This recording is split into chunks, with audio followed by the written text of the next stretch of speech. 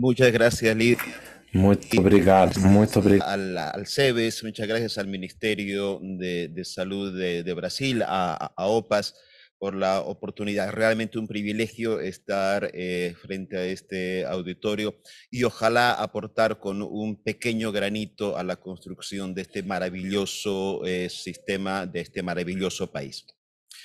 Desde Bolivia hay bastante que contar. Ya Julio Pedrosa se adelantó un poco.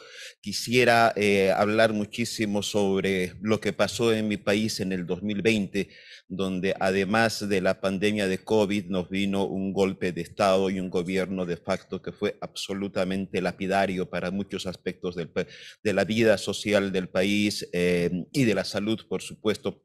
Eh, no es el momento ni el tiempo. Me gustaría compartir mucho sobre la participación social, sobre cómo se ha construido eh, en, en Bolivia la integración entre el mandato de los pueblos, de los dueños del sistema de salud, en la construcción de nuestro sistema, pero afortunadamente tenemos a dos representantes legítimos, Mario y Yesenia, que son presidente y vicepresidenta del Consejo Social Nacional de Salud, que están participando hoy día y van a estar durante la conferencia para aportar esta experiencia. Entonces quisiera centrarme en dos y medio puntos que me parecen que pueden contribuir y que afortunadamente tanto Yola como Pascualina me dieron pautas importantísimas y no nos pusimos de acuerdo, conste, eh, que son... sí, sí, sí. Y no tiene nada que ver con la organización. Y el primero es cómo debemos asumir y enfrentar que el neoliberalismo es extremadamente eficiente. Creo que eso tenemos que tenerlo muy claro.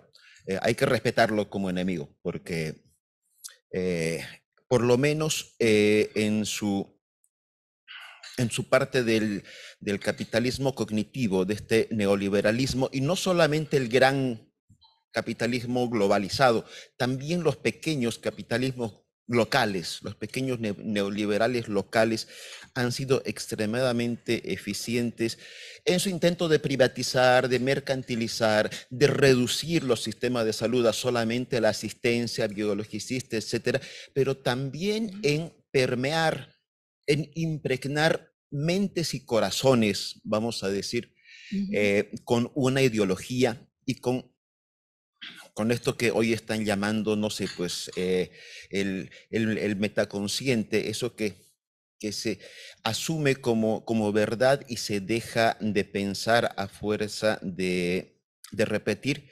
Y esto ha colonizado además nuestras instituciones y nuestra superestructura. Nuestras leyes, nuestras normas, nuestros manuales, qué sé yo, todo esto, y no estoy hablando del Código de Salud ni de Seguridad Social, estoy hablando de macros. Eh, por ejemplo, en Bolivia, y ahora comienzo con algunos ejemplos, eh, la ley de control administrativo del Estado o algo así, la famosa ley 1178, data de 1990.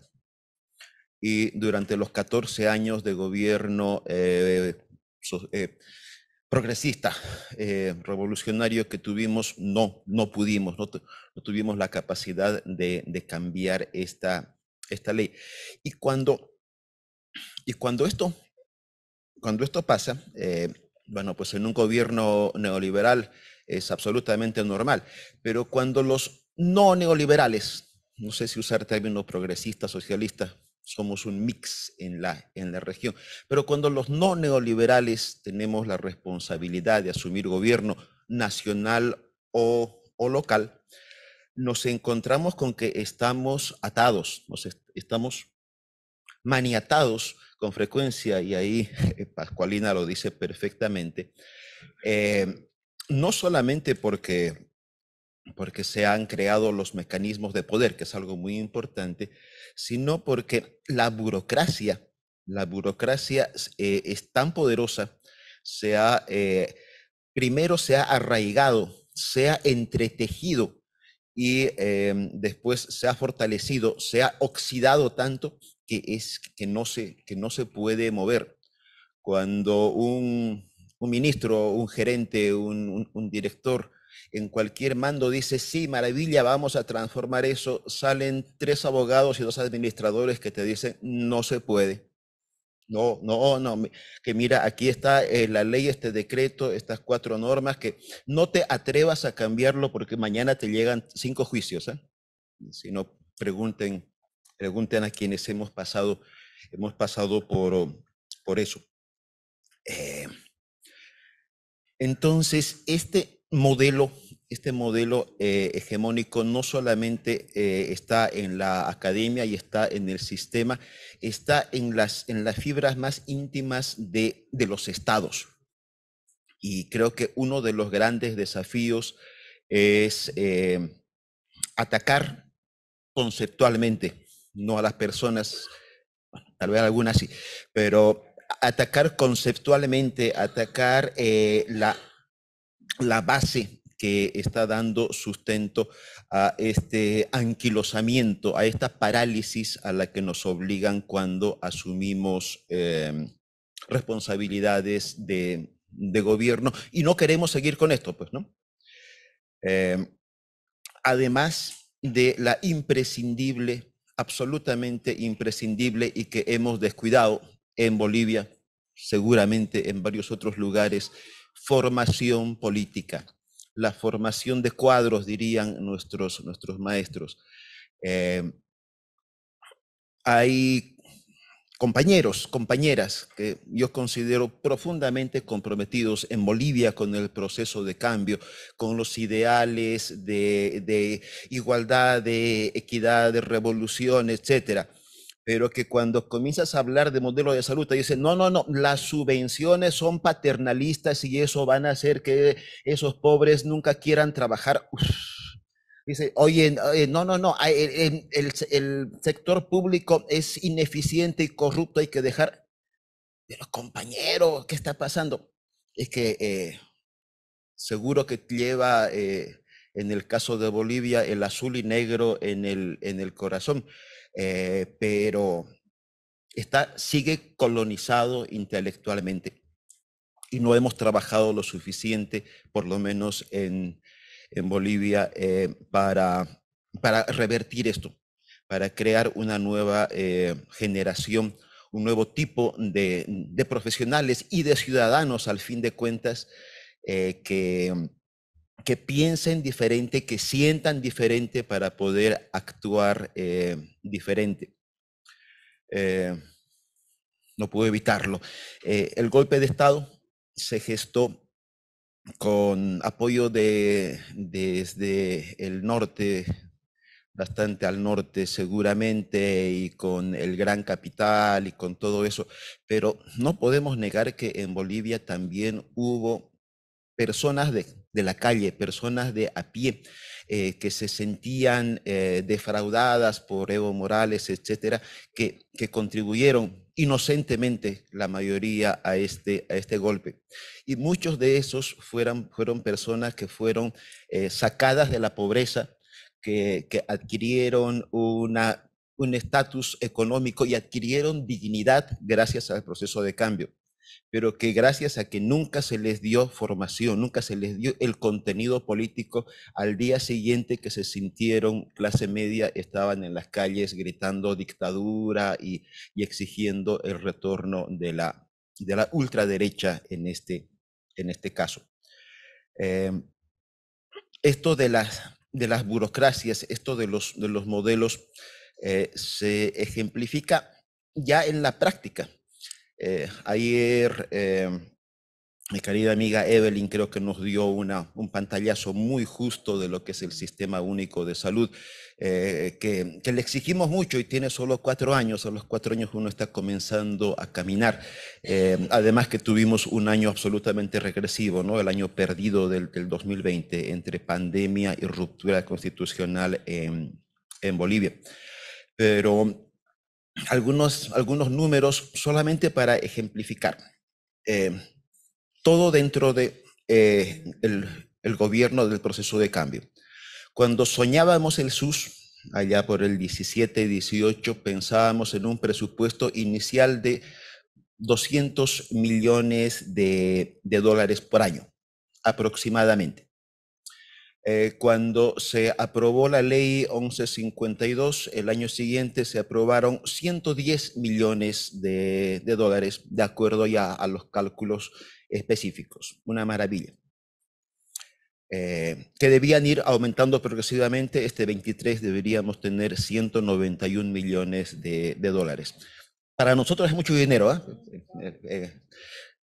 en este país, pues está viendo los números de Yola. Bueno, esto es muy pequeñito, pero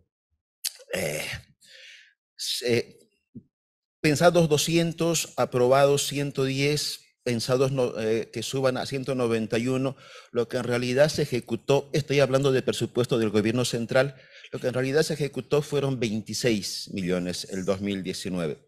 Y creo que hemos llegado a algo así como 65 el 2022. Malos cálculos al inicio, es posible. Participé un poquito en aquel tiempo, creo que tan tirado de los cabellos no estaban.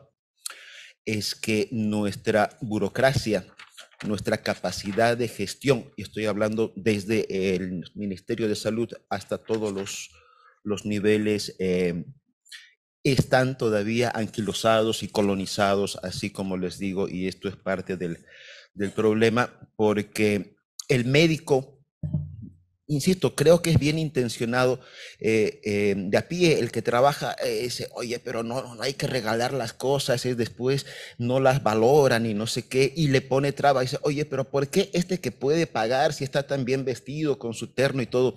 ¿Para qué le vamos a regalar que pague? Y ponen trabas, y ponen barreras, y excluyen a la gente de la protección. El funcionario intenta ahorrarle, entre comillas, dinero a su gobernación. Dice, oye, no le demos todos los medicamentos, es demasiado, démosle la mitad, ¿no? Entonces, estos mecanismos se perpetúan y están impregnando toda, en mi país, pero estoy seguro que no es solamente allí. El segundo elemento, y aprovechando que ya va a ser hora de almuerzo y a correr un poquito, el segundo elemento, y Yola lo tocó de una manera muy brillante en el Brasil, es esto de el aseguramiento en salud. Creo que la mayoría de los aquí presentes estamos convencidos que este modelo de aseguramiento, que además da sustento a la cobertura sanitaria universal en su sentido más puro, más bancomundialista, digamos, bueno, pues la receta es el aseguramiento en salud financiado por quien pueda financiar, cuanto más sea público mejor, y administrado por privados, ¿no? Y bueno, creo que también estamos todos convencidos que por ahí no va la cosa. Esto jamás va a contribuir ni a la equidad ni a la eficiencia. Pero Yola nos recuerda, una cosa es el aseguramiento en salud. Este aseguramiento además de base contributiva, donde hay una prima que pagar y hay un paquete y hay inclusiones y exclusiones. Y otra cosa es la seguridad social. La seguridad social entendida como protección social universal. Y creo que con mucha frecuencia hemos separado mentalmente, cuando menos, hemos divorciado esta seguridad social, así como se entendió no sé, pues en el convenio 102 famoso de la OIT, allí por los 50, que todavía sigue siendo un referente para muchos, todo lo que debe proteger el Estado como parte de esta concepción del estado de bienestar, ¿no? Y el estado de bienestar que también creo desde los gobiernos progresistas, desde la academia progresista, desde Alame, Cebes, también tenemos que comenzar a repensar este estado de bienestar que probablemente deba evolucionar ya en su concepto. La economía keynesiana creo que ya nadie la recuerda, pero todavía estamos pensando en estados benefactores de ese corte. Entonces, existe, creo que en todos los países, algún resabio, cuando menos, o algunos de mucha fuerza. Carolina nos lo decía ayer, donde el modelo bismarckiano de financiamiento está fuerte y sano, ¿no? En Bolivia, también nos lo dijo ayer Eve, entre el 30 y 35% de la población tiene un seguro de salud de corte bismarckiano. ¿Cómo? Y eso existe, y es un patrimonio de los trabajadores. Creo que como en todas partes los sindicatos se aman, se sienten muy empoderados de esta su seguridad social. ¿Cómo compatibilizar esto con la universalidad? La verdadera universalidad es uno de los grandes desafíos y que tenemos que enfrentar. Se ha superado Bolivia, ojalá estemos encaminados hacia eso, se ha superado en muchos lugares en la parte de la provisión y el financiamiento del servicio de salud. Creo que, bueno, pues ahí no hay mucha discusión. La universalidad es la forma de desegmentar, de integrar en esta parte los sistemas. Y aún ahí hay dificultades. En mi país hay 16 aseguradores en salud públicos, lo que llamamos cajas de salud. 16 para una población de menos de 4 millones de asegurados. Uno muy grande que cubre el 85% y los otros muy pequeñitos. Pero la segmentación interna es impresionante. En cuanto a gasto en salud, no voy a darle las cifras por el tiempo, en cuanto a disponibilidad de recurso humano, los más pequeños y más ricos tienen 10 veces más que la grande y la más pobre. Entonces, ahí intentar quitarle este privilegio, que al final lo es, aunque no sean los culpables, los privilegiados, es muy difícil políticamente. Pero aunque se logre, yo sé que lo vamos a lograr en algún momento, Brasil lo logró, integrar el financiamiento de la atención en salud, nos quedan por fuera los otros componentes de la seguridad social. Y no voy a entrar a vivienda y otros, sino los que están relacionados específicamente a la salud. Una gran pregunta, voy a ir por 3 lados, sí, ahora sí que corro. Una gran pregunta es cuando el trabajador asegurado se enferma o se accidenta, además de dar la atención en salud, alguien le da una baja médica, un subsidio por la incapacidad temporal. Alguien le paga mientras no puede trabajar.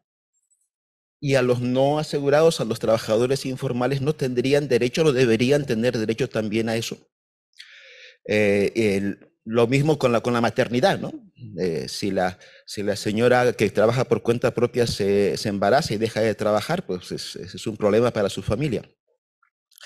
La segunda son los otros tipos de subsidios, estos que se dan a la familia, etcétera, que igual deberían ser universales. No voy a entrar más en eso. Y finalmente, algo que también hemos dejado de ver y se está comenzando a hablar en Bolivia es la salud ocupacional, en sentido más amplio. En general, en nuestros países, en mi país, la salud ocupacional, la medicina del trabajo, está ligada a la seguridad social. El trabajador formal tiene que inspecciones de ergonomía y de higiene industrial, etcétera. Y en mi país, y el otro 60%, ese cuentapropista que está trabajando, pintando a 80 metros y que se puede caer, todo eso es parte, tiene que ser parte también de esta protección social, de esta seguridad social integral, que no quiere decir perpetuar el sistema bismarckiano, no solo financiero, y con esto termino porque es otro de los elementos importantes, es que el sistema de financiamiento tripartito, ese que vino desde Alemania en el siglo XIX, se traduce en una gestión también tripartita, donde es una maravilla que el trabajador sea parte y se apropie y haga cogestión, pero también es una forma de exclusión, de autoexclusión del Estado. En un Estado aparente como el que tuvimos muchos de nuestros países hasta hace poco, hasta nuestro giro a la izquierda, eso era muy lógico, pero en un Estado en el que se intenta tomar el control de la protección social, esto puede ser un verdadero problema. Con eso, muchas gracias.